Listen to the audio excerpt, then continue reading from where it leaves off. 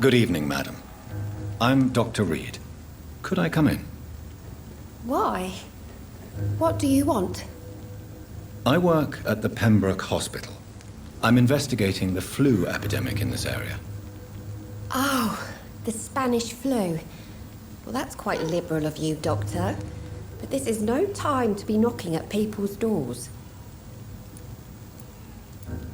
The disease takes away the good people too, madam. Why not let me in? It's Mrs. Fishburne. Stella Fishburne. And yes, indeed. Why not let a doctor in? I can't remember the last time I had a sleep. I've been nothing but worry.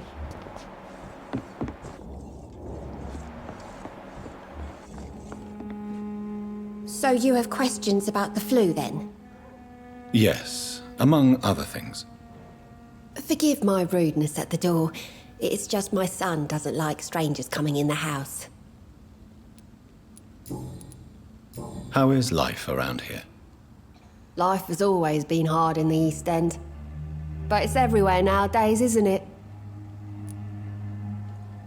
Do you think the increase in violence has anything to do with the epidemic? Don't know.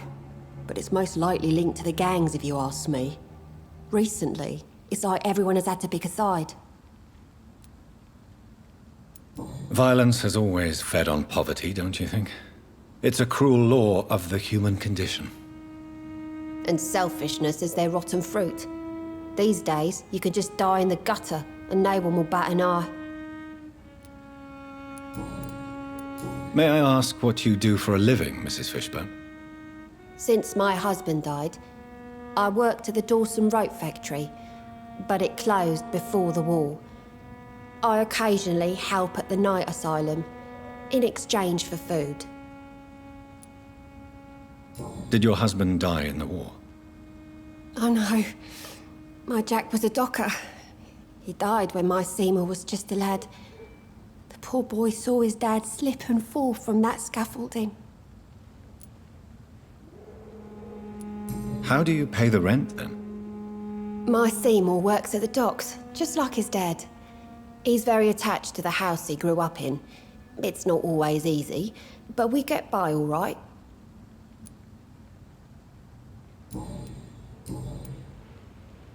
Goodbye, Miss Fishburne. Take care of yourself.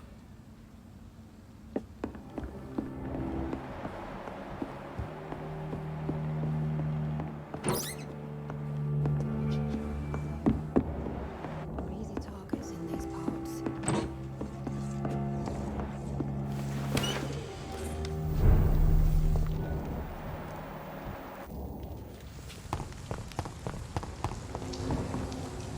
Hello, boy. Hello. Good evening. Did I scare you? You have nothing to fear from me. No, it's just that people prefer to avoid me. Well, I won't. I'm a doctor. My name is Rufus, sir. Rufus Kingsbury.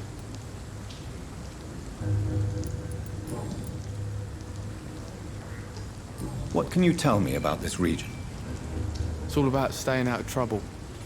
But since most people prefer to avoid me, it's pretty easy. Why do people avoid you? They call me Rufus the Curse. Around here, I'm a bit of a bad luck charm. Have you ever thought about leaving? Where else would I go? At least I know these streets and some people around here. This is my city, for better or worse. What do you do around here, Rufus? I listen to the news on the docks, sir. And I smile at those kind enough to spare me a bob. Do you have a job? It's hard to work, what with my head and all. Since I was a boy, I've always had trouble remembering what I do and why I do it. What do people say about this place? Things have been tense between the wet boot boys and the communists. They both feel they should run the docks.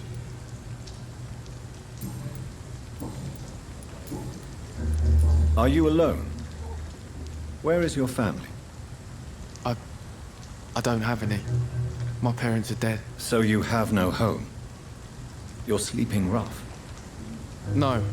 I mean, yes. I live on the streets. I have no home.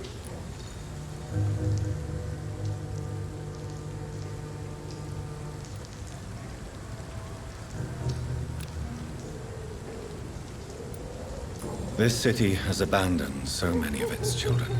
It's tragic. Well, I've known worse. I'm not all alone. I have Mrs. Fishburne. She's been very kind to me. Why do you think she's so considerate?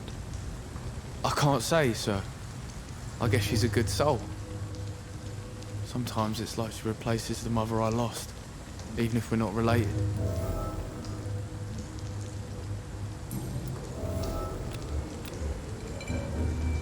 Do you need help? A real doctor caring about me. That's a first. I feel like a real person. A real doctor treats everyone the same, Rufus. I don't know what to say. Thank you, sir. Thank you. So long, Rufus. Be careful. Take care.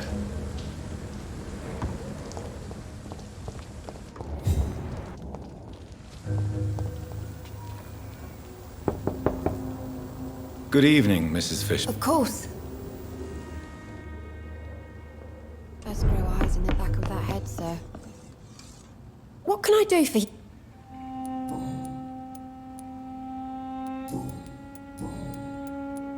The orphan that regards you as a mother. Please tell me about him, Stella. You mean Rufus? I wish I could do even more for the poor boy. Most people are so selfish. But you're not. Years may have passed, but I haven't forgotten how it feels to go through days with nothing but an empty stomach.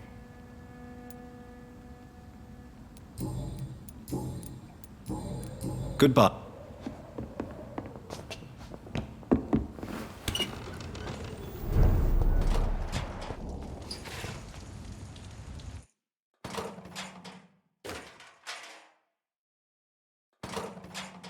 Sir. Good evening.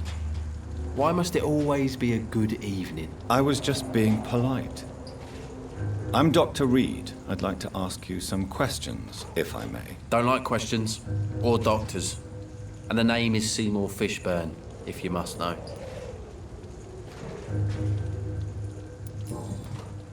What can you tell me about this part of town? A shithole filled with maggots.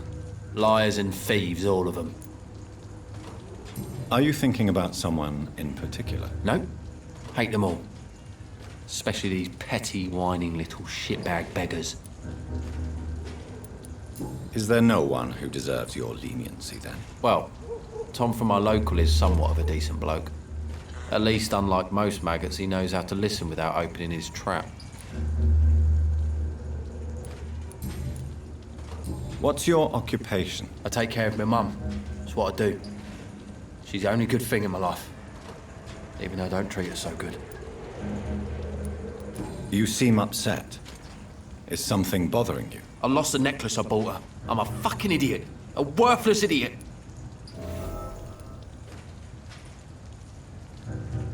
Sometimes it's hard to be a good son. I just wanted to smile.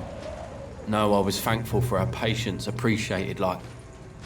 God knows she deserves it.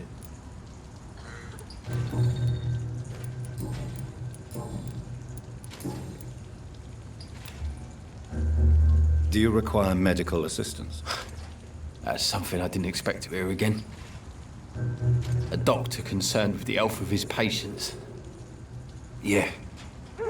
I could use some help. On several matters, in fact. I don't know which kind of doctor you're used to dealing with, but it's a doctor's purpose to heal people. And is it your purpose as well, Mr. Reed? I would say it's a convenient way for gaining people's trust. Goodbye, Mr. Fishburne.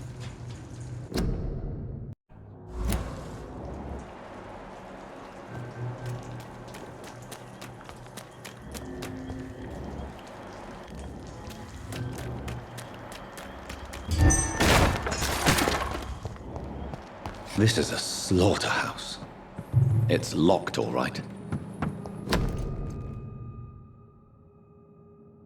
From Seymour to my beloved mother, Stella. Fishburne, that sneaky bastard.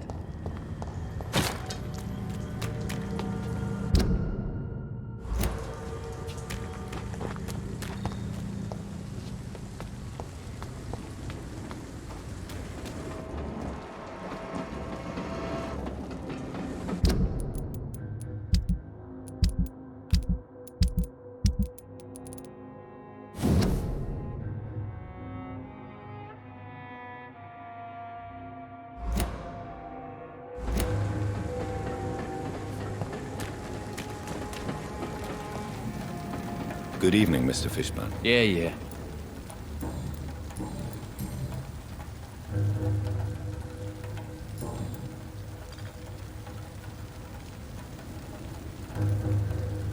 I have retrieved the gift for your mother, sir. Great. Give it here then and take this for your trouble. I also found the corpses. The ones under which you left the necklace, Mr. Fishburne. Ah, so that's where I left it. I can be a bit stupid sometimes. As a man of science, I'd like to try to understand why you killed those people. Why does there need to be a reason? They were just there. It happened. That's all. You're not a mindless animal, Seymour. Surely you have something to say about these murders. Speak up and I will listen without judgment. Could be right, Dr. Reed.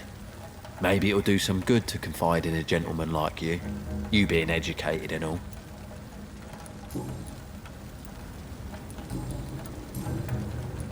Tell me about your victims, Seymour.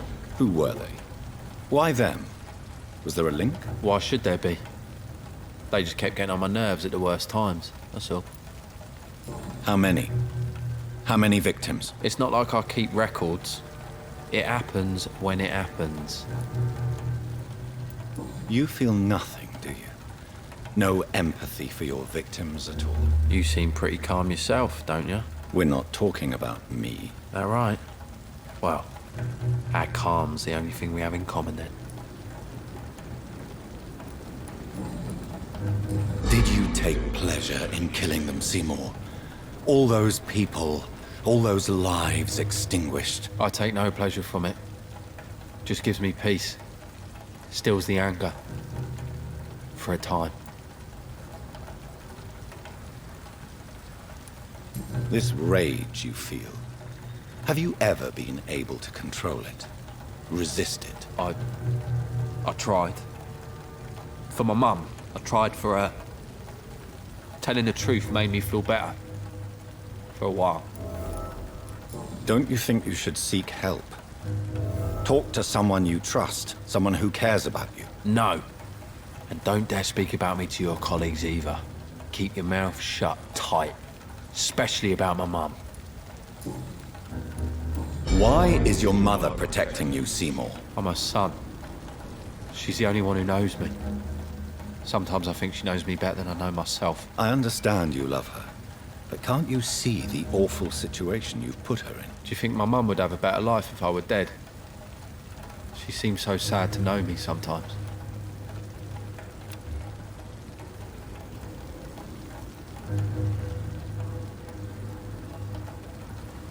I don't believe death is the appropriate sentence for murder.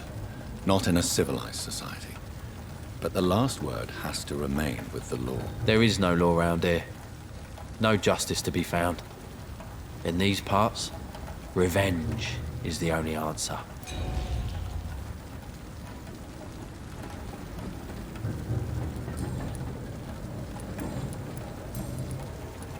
Goodbye, Mr. Fishburne.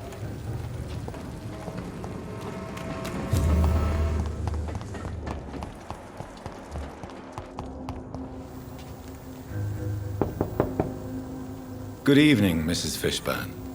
May I come in, please? Of course. Dr. Reed. Please don't stay too long, sir. What can I do for you, Dr. Reed?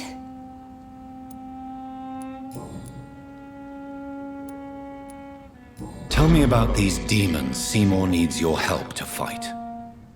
Seymour used to be such a happy child. And he is still a helping son most of the time. But when he gets angry, he can hardly contain his rage. all men and women are born innocent, Mrs. Fishburne. But there can be a monster within any of us. Do you think he can be cured, Doctor? Do you think something can extinguish this rage inside my Seymour?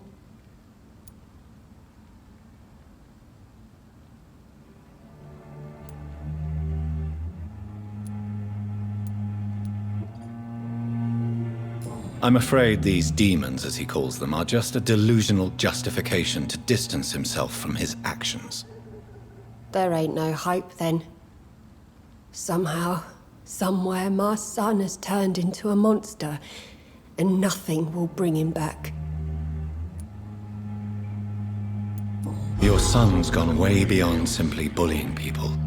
He has a taste for blood, and you know it, don't you, Stella? One night, he told me straight up, in his own words. It was several days after one of his episodes. Why did he confess?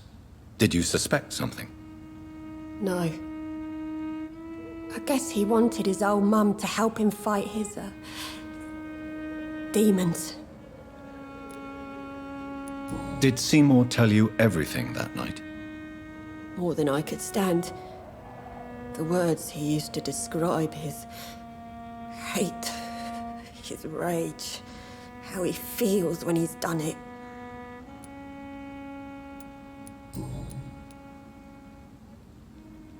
Stella, I know you are ashamed of your son's crimes. So why do you protect Seymour? I can't report my own son, can I? Not a burden I could bear. Burden? How do you mean? They'd hang him for sure.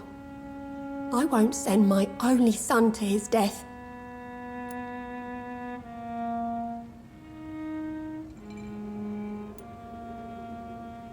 The situation will only get worse.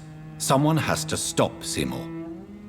If someone ever found the courage to speak to the police, I will take my share.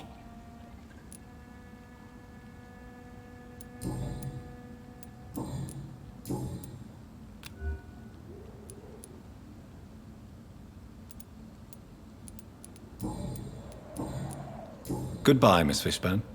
Take care of yourself.